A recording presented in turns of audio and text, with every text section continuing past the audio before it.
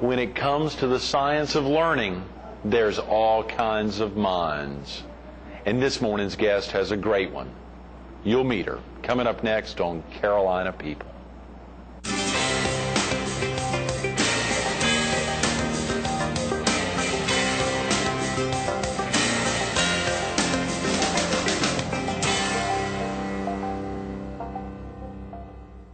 Good morning. Welcome to Carolina People. This morning we're at the Ashby Ward Welcome Center of the Myrtle Beach Area Chamber of Commerce.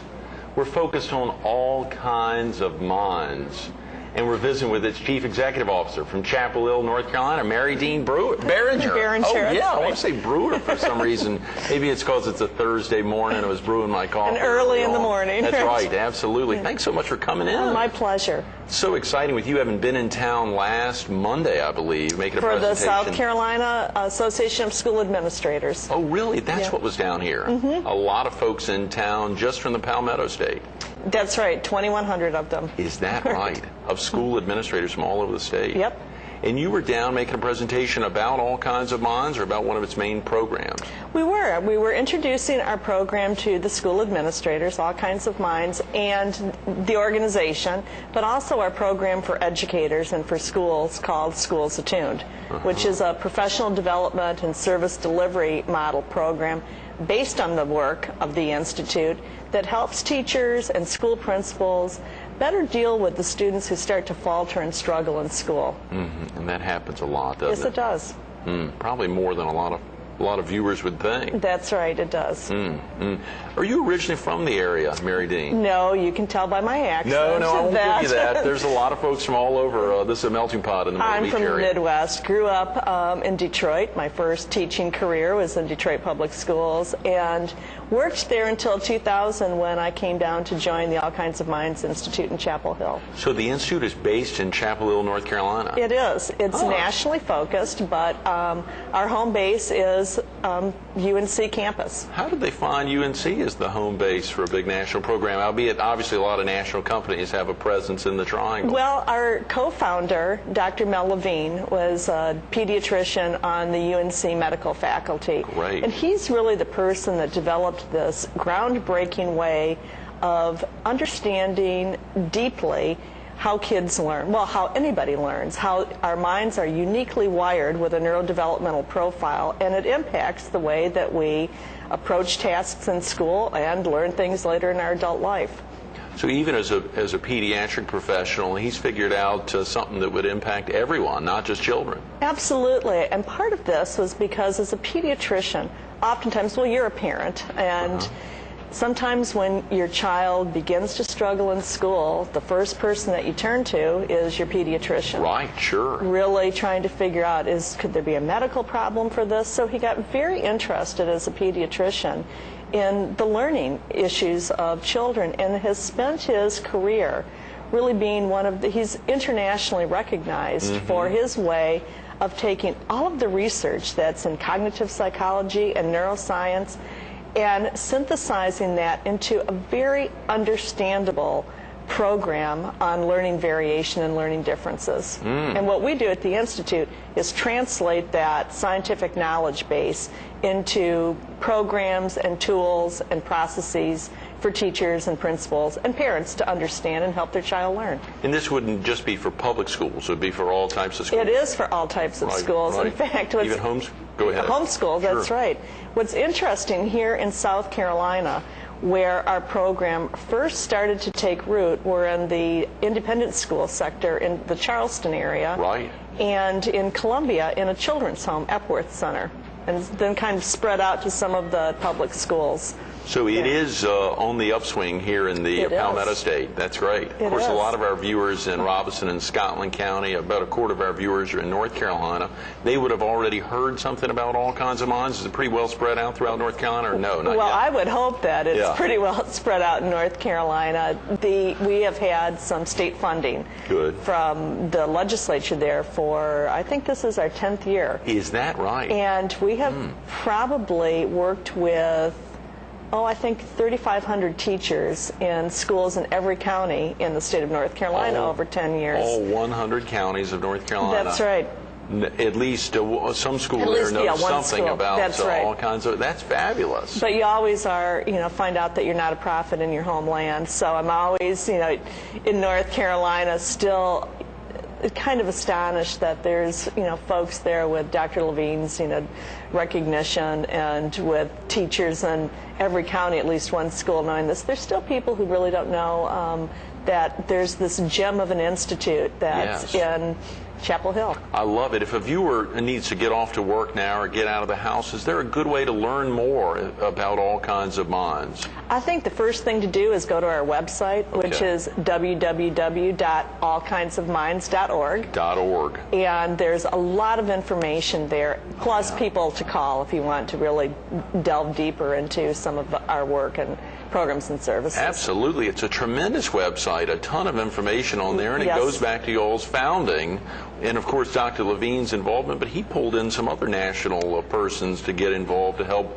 fund it at the outset before he got hooked up with the legislatures. The two co-founders are Mel Levine and Charles Schwab. Yes, Charles Schwab, the financier. Oh, wow, yeah. And it's one of the things that fascinated me about the Institute is that there's a pediatrician and a well-known financier that are pooling their intellectual and capital resources to bring this groundbreaking, ideas and solutions to kids who are struggling with learning. And pulled in a lot of individuals from the philanthropic community that contributed a lot of money to getting the Institute up and running and really where we are today. That is wonderful, Mary Dean. Well, let's talk both about Schools Attuned and then about its larger parent, All Kinds of Minds. Maybe just give viewers a sense. Obviously, you were talking to school administrators last Monday when you were here in town. But if there's a way to kind of break it down so the viewers could have an idea of what Schools Attuned is all about, or how, if there was some students in the crowd along with the 2,100 administrators last week, how would you have possibly changed your talk to address those students as well? All Kinds of Minds, first and foremost, is an institute that creates programs to try to get this body of knowledge about what we now know about learning, from scientific research and medical research into schools, into the hands of parents, into schools, and for students. So we take this complex, neurodevelopmental terminology and translate it into a way that everyone can understand that you've got a unique neurodevelopmental profile. And what that means is your brain is as uniquely wired as we are as individuals. And you've got strengths in your wiring, and there's weaknesses. And what we try to do is, while we focus on kids who are beginning to struggle in school and they know they're smart, or parents, your kid's smart and you just can't quite figure out what is the problem.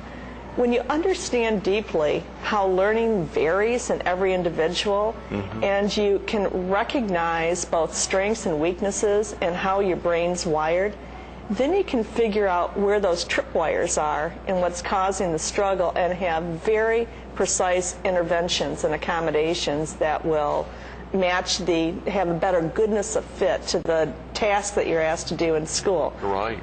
In a nutshell, when I'm on an elevator and someone says, "What do you do at All Kinds of Minds?" I say we rescue the potential of students who are starting to struggle in school so that they'll be successful learners. So to really nip it in the bud, so parents and educators are able to see almost before it occurs or right at the beginning as they're beginning to falter. That's right. And not only can they see it together, they have a common language to begin to talk about what's right with, what's going right in learning and what's going wrong in learning and how to solve it. I was a special education teacher for years, and one of the things that was always frustrating is communicating what I knew about learning to parents who are lay people. And so what we've tried to do is create this common vocabulary for, where kids can talk about their learning profile, parents understand it, teachers understand it, and we're all working together in an alliance to build on the strengths that they do really well, and intervene on the things that are causing to trip up. With understanding everything is possible. That's I love right. it. I mean, that's right. It's almost like a tagline there. With understanding everything is possible. That idea that if the educators and the parents and the children are all talking the same language. Now, you're not talking about changing their entire language, but just some basics of making sure they can communicate. What are some examples of how that would be put into effect, Mary Well, probably what a lot of the viewers are familiar with is it's always in the media about attention deficit disorder. Yes, of course. And you hear that kids are have so many attention problems, and you see advertisements for medication for attention problems. Well, when you're in the class, when you're a student, when you're a parent, when you're a teacher, and someone comes to you and you realize that they've been diagnosed with an attention problem, that doesn't really tell me, and it really doesn't tell the student, what's absolutely tripping you up around your attention.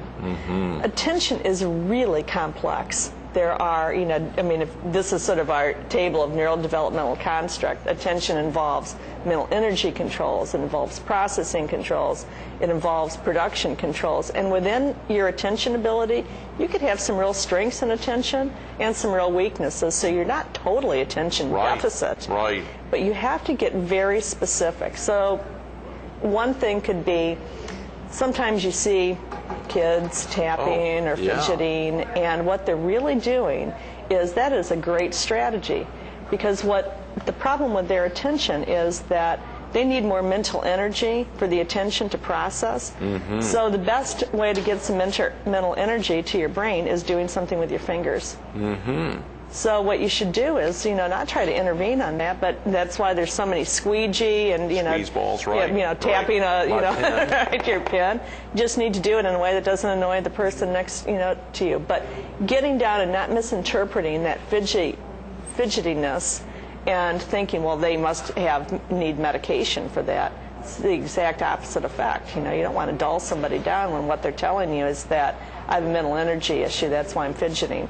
Right. That's going to help my attention, focus. So it's those kinds of things, that understanding deeply what's comprised of attention and putting the language to the problem with very specific strategies that help kids So focus better. a child's able to hear that, and it's not a chicken and it's not something that would cause them to begin fidgeting, because they would hear that if you're fidgeting, then you've got something pent up there. It's not That's something right. You need mental energy to really focus. So I'm going to give you strategies to do that, so you do it in an appropriate way. Great. So that is something truly that a child is then able to talk not only to their and talk openly about That's it to right. their parent and the educator or the school administrator. That's right. That's fantastic. How about some other examples of how it would be? Can you think of some other examples on a regular basis? And that's a great one, of course, because there are so many children that you hear about ADD or ADHD, the different levels that it may impact a child, but there are probably some other instances. Well, I can talk to one that might certainly is on my mind now as I age, but there's memory. And certainly all of us are wired for different capacity for memory. And what I like talking about memory is that we talk about a neurodevelopmental profile, and your mind does change over time, which is both optimistic and not optimistic. It's optimistic because if a child is struggling with something right now, with attention or memory, it's not a life sentence. It may be, your brains can change and are malleable, and with interventions can certainly strengthen over time. Memory is very complex. There's active working memory, short-term memory, long-term memory. And where a lot of kids get tripped up in school, there is never a time in your life that you have to remember more. Where there are so many memory demands on you than there is in middle school and high school. And if you're someone who doesn't have a lot of active working memory space in your brain, you think of that as your RAM or your counter space. You really can begin to struggle in school because you can't retain everything that you need to know. And education right now is very factual oriented. Retaining that information is so critical.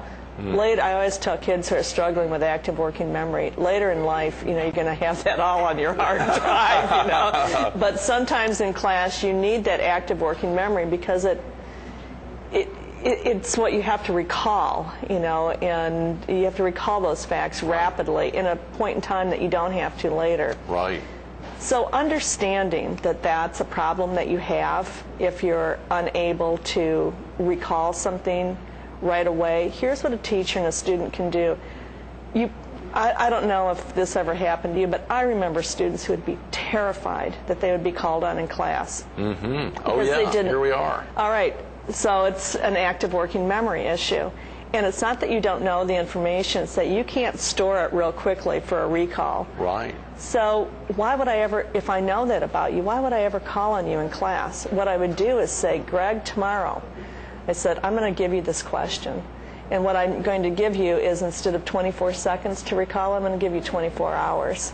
So you can go home, because you've got that information in your long-term memory, so you've got time to retrieve it and pull it through. And it still allows you to show what you know, not to be humiliated, and to educate you about, it's just a glitch in your brain. You're storing that stuff in your long-term memory, not in your active working memory, because you don't have a lot of space there. That is tremendous, Mary Dean. Now, this forces educators to be, obviously, if they learn this language and are in tune with what either schools is tuned or is that program in place, it really causes them to make sure they are staying attuned to their students. That's right. Which is very important. It helps us all become better kid watchers, you know, and I think that whenever I talk to students and you ask them what they really want in a teacher, they will always tell me, I want a teacher that really knows me. And what they're saying is they want teachers to know them as learners, know what they're good at, know what they're struggling with, know what they're passionate about. All of those things can be easily observed. Sometimes teachers feel overwhelmed when they come into our program and they think, oh, I have to know this deeply about every single child in my classroom. And it's not that at all. It's that you become such a good kid watcher that you're watching the behaviors of students, and it's windows into their minds, which is wonderful. You don't have to spend a lot of time with someone to know that they might have an active working memory problem. You realize that when there's somebody stammering when you call on them in class. How exciting, Mary Dean. This must be thrilling for teachers to have that. It is. It really is. To have that aspect. How could viewers be involved? Are there ways, are you all ever seeking donations, or are you all so well funded that you don't have to think about it? No, we are a not-for-profit. And on our website we do have an online link that we love having, philanthropic support. And we have an annual fund that we solicit donations for. And what I love about our annual fund is that it really helps us build a network and a community of people that are saying this kind of work matters to kids. And so we have big donors, like, when anyone hears that Charles Schwab is our co-funder, they think, oh, you must be so funded. That's right. And he, has, certainly lent, considerable credibility and capital and dollars, but he also doesn't expect that he's going to fund this for the rest, rest of his life. So folks can go to allkindsofbonds.org, and if they don't feel comfortable making a donation online, you've got a toll-free number online they can call. We have an individual named Jill Ullman. Who runs our annual fund. And she would be, she'll probably be standing by the phone at 7 a.m. Right now, absolutely. Good. Allkindsofbonds.org. Okay, how about, are there ways, I think you shared with me that you're not yet ready to talk about that, but last Monday you all discussed some legislatures all over the country are getting involved. Can viewers contact their legislators to ask about being involved with All Kinds of Minds, or just making sure that their legislators know about All Kinds of Minds? We have been talking to, this past year, to the State Department in South Carolina, who's been wonderful to work with, and with representatives in both the House and the Senate, seeking some initial money so that schools and teachers, when you're starting a new program up, it's very hard to go in and ask schools to pay for it when they don't really know what it is. So we do, we have a state program in North Carolina, Oklahoma, contract with the New York City Department of Education. Congratulations, yes. Yeah, I had red hair before I started working in New York. That's right. And so we're trying to do the same thing in South Carolina. For the first couple of years, as you're starting a new program, we do like to get some legislative support or some state funding that can flow through to the schools so that they can purchase our program. That is tremendous. Even as a nonprofit, of course, you still oftentimes, that's a great vehicle to keep the funds coming in. We do, we're not for profit, and our funding sources are earned program revenue through some of the programs and services we deliver, along with philanthropy. There's probably going to be folks all over the country clamoring to learn the language, to learn the All Kinds of Minds language as they see it roll out, particularly in the Tar Heel and the Palmetto states. I think you said Oklahoma and some other the New York City schools. That's a big deal. That's a good testing ground to get. We've got about 5 minutes, Mary Dean, as you think about, and time is flying here. What are some of the most important issues, if a viewer if they were doing that elevator speech with a legislator, if they called and were talking to them about it and saying, we want to make sure you learn about all kinds of minds. You shared that elevator talk, how you would describe it, but what's another way that a viewer could make it simple when talking to their legislators? I think the problem that we're trying to solve is that so many children fall through the cracks simply because their minds are misunderstood. And the knowledge base that the All Kinds of Minds Institute has is a knowledge base about science that just has not been, it's so new, it hasn't made its way into teacher preparation programs, administrator preparation programs. So they need an institute like ours to take this knowledge directly to the schools so that we can deeply understand learning variation, and help all kids who are to become more successful learners. We don't have a mind to waste in this country anymore. I love we really that. don't. Absolutely, you're right. Speaking of that, speaking of wasting time or wasting minds, what are some things that parents can do during the summertime here while their kids are out of school to help their students get ready for the beginning of the next school year? Oh, I think that summer's a wonderful time to do some of the things that kids can't do in school. What I would encourage parents to do first and foremost is find something that their child absolutely loves. It's our passions and affinities in life that are going to really guide our careers, and this is a wonderful time for parents to really observe what their child loves to do, what they want to become an expert in, and let them explore that. Spend time learning your child as a learner, finding their affinities, finding their passions, doing something artistic, creative, collaborating with kids and teams. So school can be a pressure cooker for kids, and summer can be a nice balance of sort of nurturing those other parts of your mind that you might not get a chance to do in school. Let's hope a parent or even a child that's hearing that will think about it themselves in their own lives. That's right. What do I want to be an expert at? Yeah, absolutely. But both for themselves as an adult as well as for their children. I think in reading about you, Mary Dean, there's a point in the little bio about you where you're in the middle of a doctorate and possibly stopped pursuing your doctorate to pursue what you absolutely love. The same advice you're giving to parents right now. That's right. It was a very tough thing. And in fact, my daughter, who is 24 and dropped out of college to manage an Outback, reminded me that I had made the same decision, and I wasn't happy about that. But it is finding what you care most about and following that path, even though sometimes it may feel like you're going against what you should do. But I have never regretted, never regretted.